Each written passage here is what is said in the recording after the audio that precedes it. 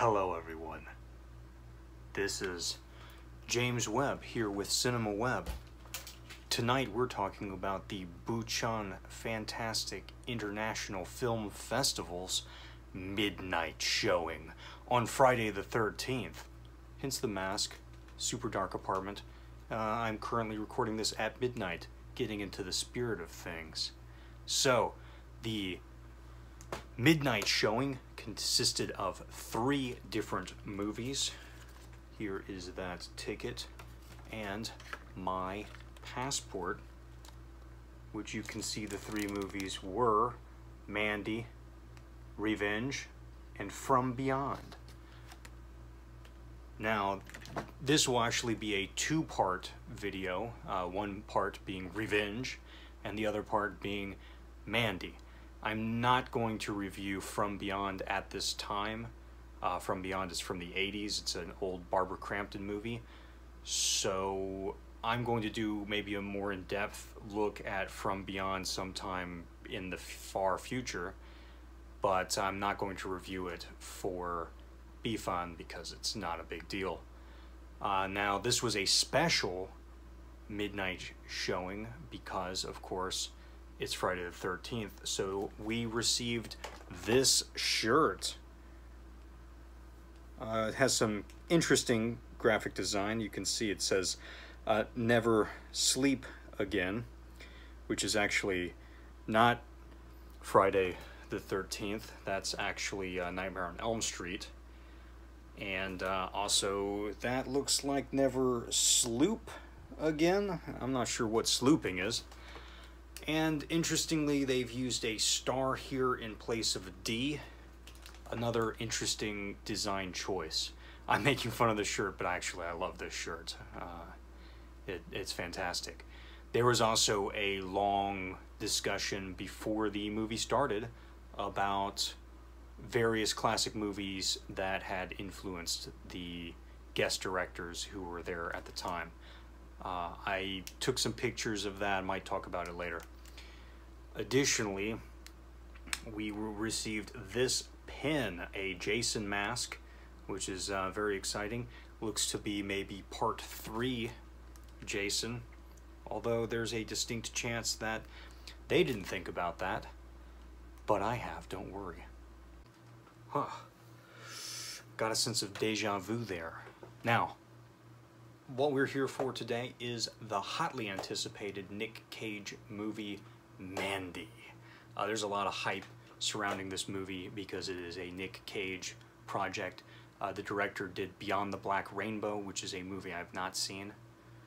What I'm very worried about with this movie is that the hype is going to damage it. The trailer has got some heavy music in it and a chainsaw fight. And yes, this movie does contain Nicolas Cage and a chainsaw fight. Don't turn off the video. It's important that you keep listening. You should not be sold yet, because that's the mistake that I made watching Mandy.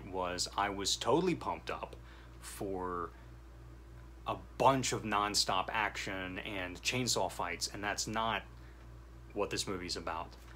The entire first act is basically 2 people laying around talking. Mandy and Nic Cage's character, whose name is simply Red. So the 2 of them spend most of the first act talking.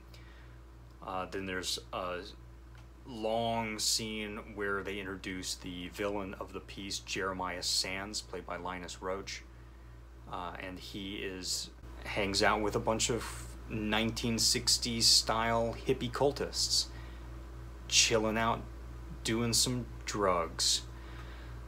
Anyway, Jeremiah Sands decides that he is going to kidnap Mandy. He believes that there's something special about her, and thus he kidnaps her, which begins, again, a revenge plot where Nic Cage's Red character, goes hunting after Jeremiah Sands' cultists, and there is a chainsaw fight, and there's lots of Nic Cage face, and it is interesting, but it is not non-stop action.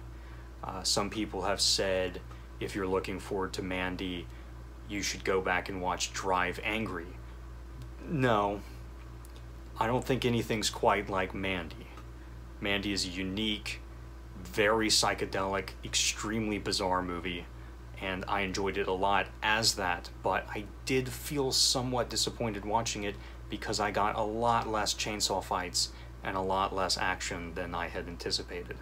So personally, I did feel mildly disappointed. That said, I did very much enjoy the movie, especially Linus Roach's Jeremiah Sands. In the beginning of the movie, I was not digging it. The slow talking. I know they're building character, but I was really not digging that.